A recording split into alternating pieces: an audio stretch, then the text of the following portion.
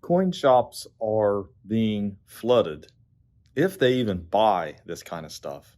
It's not that it's not worth anything, but there's so much of it that it costs a lot of money to resell it and to process it and to go through it. So sometimes they just wholesale it out or take some up to the bank, but some of it you don't really know what to do with. What am I talking about? So here is the collection, and we're going to take a look at it. I'm going to show you a few things and why it's so difficult for coin dealers to buy some of this stuff. And some of it, though, like these mint sets, proof sets, actually these are proof sets here, you can buy and sell. It's not a problem at all. There's actually some silver sets here. So, you know, that's something that SMS sets. That's something that a coin dealer would buy. A lot of times they'll buy them in bulk. But these proof sets are okay. That's something that can be resold. That's not a problem. And if you're buying them aftermarket, you can't go wrong on the price because they're going to be cheaper. Because a lot of this comes down from U.S. mint prices or initial release prices, except for some of the earlier stuff. But like a lot of people say, inflation ruins that. So, no, it's whatever it is. But this stuff here, it walks in. You might have a lot of it, might not want more of it, but you can buy it and it'll sell. It'll go away. And then, of course, down here at the bottom, you've got Morgan dollars. So, you know, you can sell the Morgan dollars. Here's a roll of walking halves. You know, you can sell a roll of walking halves. That's not an issue. You want the 90% there. Painted, we know how to remove that with acetone. So you can buy those if you don't like to have painted, but some people pay more for painted. Some people have a whole collection of painted. Like I said, there's nothing wrong with collecting any of this. I want to make that clear. Some people misunderstand what I'm saying. I'm not calling all this junk. But technically, a lot of dealers consider it that. Because what do you do with an album like this? Someone brings it in, and it has some pennies in it, cents in it. They're all basically cleaned and scrubbed up, so they're worth basically 2 cents or face value. I mean, you just pay them $1 when the coins aren't even worth that. I mean, honestly, they really aren't their calls. But for the album, who's going to buy the album? I mean, you have to sell the album. So you go ahead and you buy it, but it's not considered anything special. You got a set like this. This will sell. This is cool. I mean, the album itself, someone will like that. And there's nothing wrong with that. Especially kids. This is good stuff for getting someone started in the coin collecting. That's what I consider this stuff. And I've done videos similar to this before, but I want people to understand that I'm not calling this junk. I'm not saying that if you're collecting this that you're stupid or you shouldn't be. And I know people get emotionally attached to things. Here's another example. Roosevelt dimes, 65 on. These are not hard to put together. They were put together from circulation. But you can really only pay face value for this stuff. And some people say they pay 10% less than face value. So basically 90%. I try to pay face value for things like that, unless they're really circulated bad.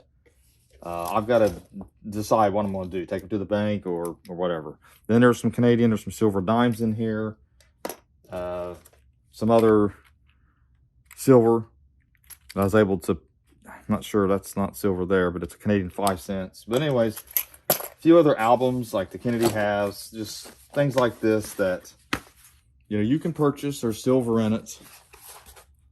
A couple silver coins, but most of it's face value. This stuff is really a dime a dozen. It really is. You can get it at the bank in rolls, or you can buy them in collections all the time.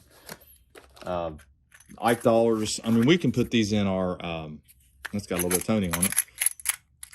Most of them have some toning on it. And you can put these in our scratch and dent lots. If there's one that's really nicely toned, you can throw it up in an auction. Just let people bid on it. They might want it. They might think that's really pretty. And there's nothing wrong with that. But they're basically really damaged when it comes down to it. But they're not damaged to the point where they're not worth something. And then and some of these were stored in where there's humidity. So you've got some toning on different things here, different coins. Different kinds of toning. And buffalo nickels, they're not complete. They're missing the key dates. Some of them have missing a lot of holes. But it's silver and you can use that. Here's a Franklin has. Sometimes they'll be complete. You know, so this is the good stuff. This is the stuff that, you know, you can sell. Indian cents. here's another example of this is hard to buy. People see their phone apps. This is every one of these, except for a handful, are cleaned. Something's wrong with them. But people see videos where they use their coin apps, and they'll enter all these dates in, and they'll be saying things like worth $5, worth $2. And here you're only offering basically 50 cents a roll, if that, for these, because they're just pocket change. So that does create an issue sometimes for coin dealers. And it's not a complaint. It's part of the business. I enjoy it. I enjoy being able to explain things to people. It is kind of frustrating at times. Then you have stuff like this.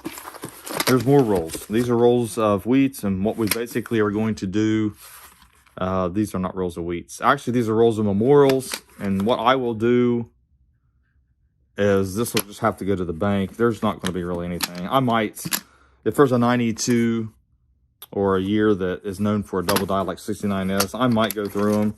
I usually go through them up front, though, before I do that. So there's probably not going to be anything in there. I try to go through stuff like that first. I'd love to find a 69S double die for someone in their stuff. That would be really cool.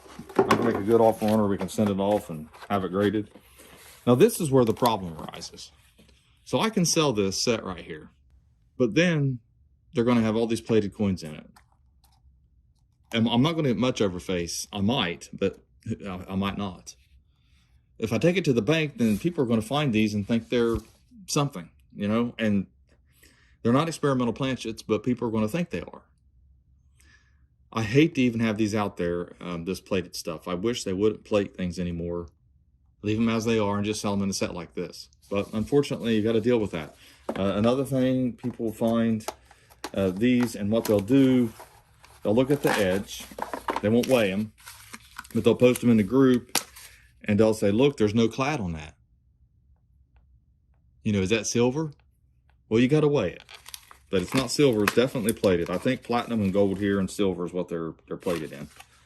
I don't have the paperwork on it, but I think that's what it is. And they charged a lot of money for these. Now, if you like plated coins, collect them all you want. There's no problem. Then you have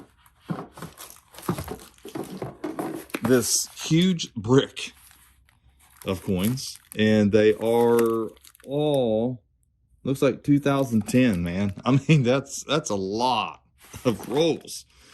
So did I take that to the bank? Did I sell it on the group? Does anybody want it? I mean, you know, is it worth 50 bucks to you? I don't know. And shipping's going to be a lot, because that's heavy. That's a lot of rolls.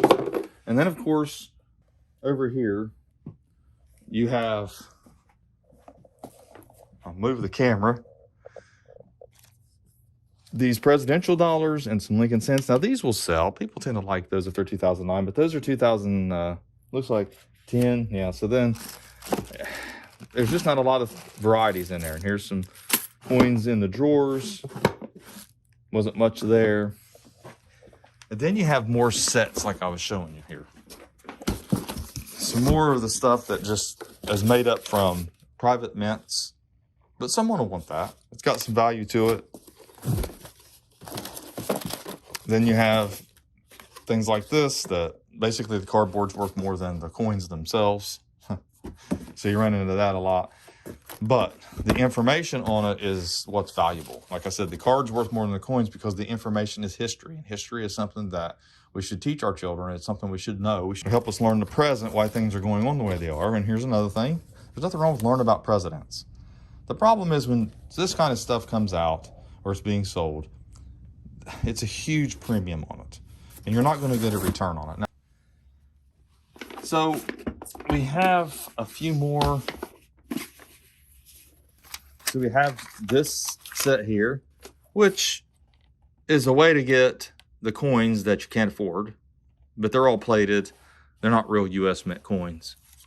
They're most rare silver dollars as a tribute. And it's kind of cool, though, but it gives you an idea of the designs. You could teach somebody using that. And I did the national parks.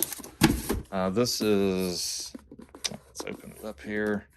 These fancy boxes. It's not complete. It has some presidential dollars in it. Basically, I'll probably either fill that up or take it out. I don't know. I really just don't like this kind of stuff myself. It brings back bad memories of people who have come in and tried to sell things and thought they really had something. I've seen the tiers, so I know.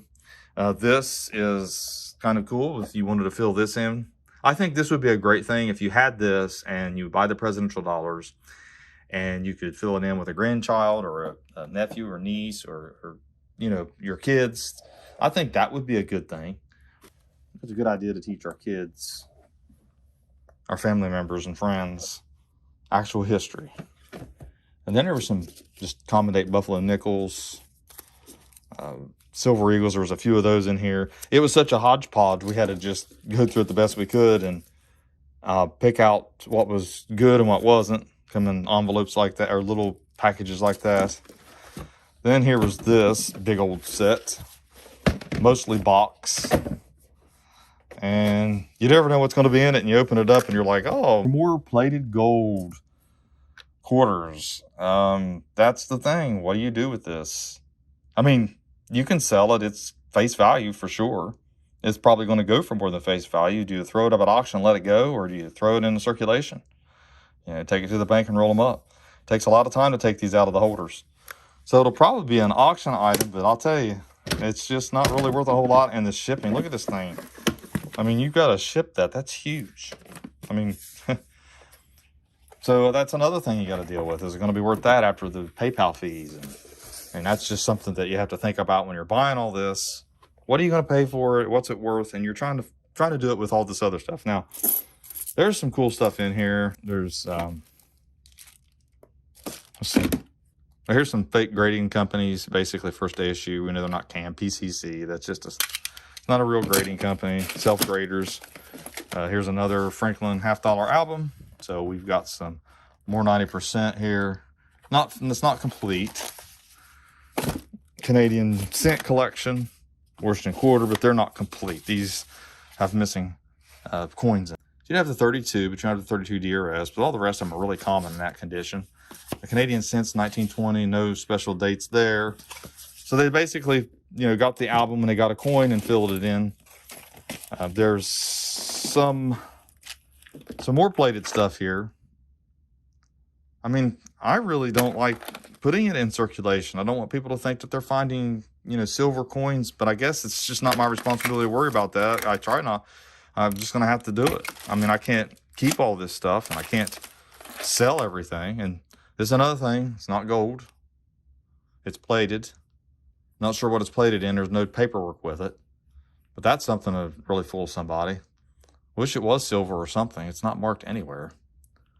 But just stuff like that, what do you do? I mean, you know what to pay for a silver eagle, right? I mean, you know what to pay for a Franklin half. You know what to pay for a buffalo nickel. But what do you do with this kind of stuff as a coin shop? I mean, it comes in constantly and I mean, in bunches. It's not just a little. And these were sold so much and advertised in those magazines and different versions of this. And it's just not worth anything. I mean, it's just plated. It's not anything at all.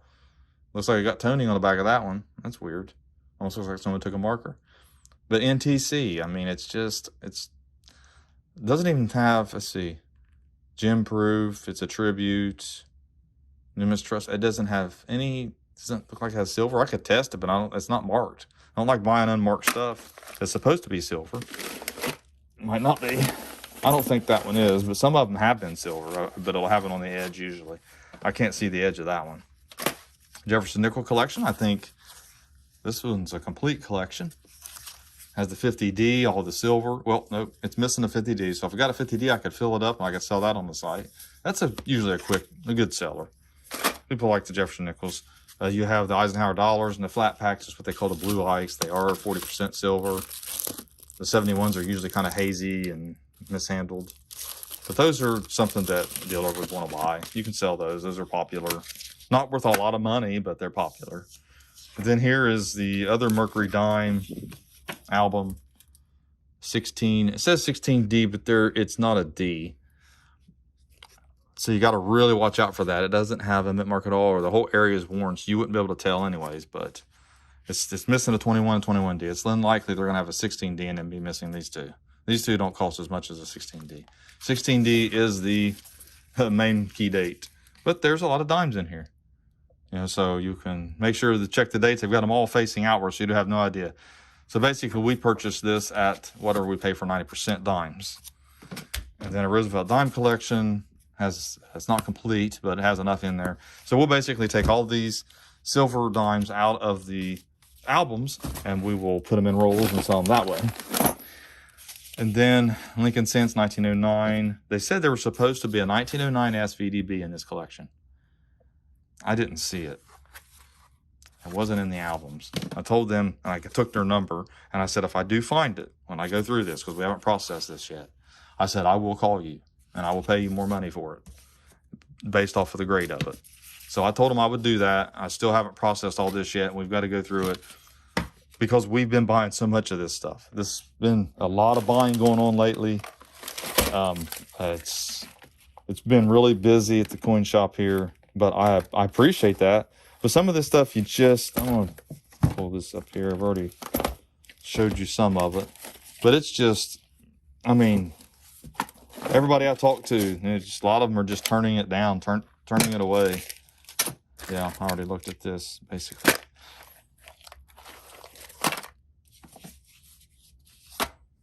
Then we have another box up here full of the similar things.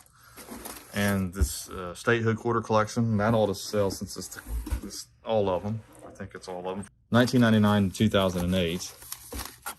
And you got more presidential dollars they didn't put in the holder, so maybe I can fill those in. But is it worth it? You know, we're going to sell it for enough to make it worth it. Some tokens, mint sets. There is a, let's see, it's a September 11th National Medal. Now that will sell. And then when I saw this, I thought, man, this is going to be that 1909 SVDB, but it's a 31S. Even though it's a key date, it's not the 1909S. And that might be where they got it confused. Well, anyways, I haven't seen it yet, but I am definitely going to go through this whole thing. I look for that 1909S. I really looked through that collection while we were up front, and I tried to find it. I double-checked everything. I don't know how. Maybe it slipped inside something, hopefully. I would love to find it for him. But anyways, thanks for watching my latest video. Please like, share, and comment, and have a great day.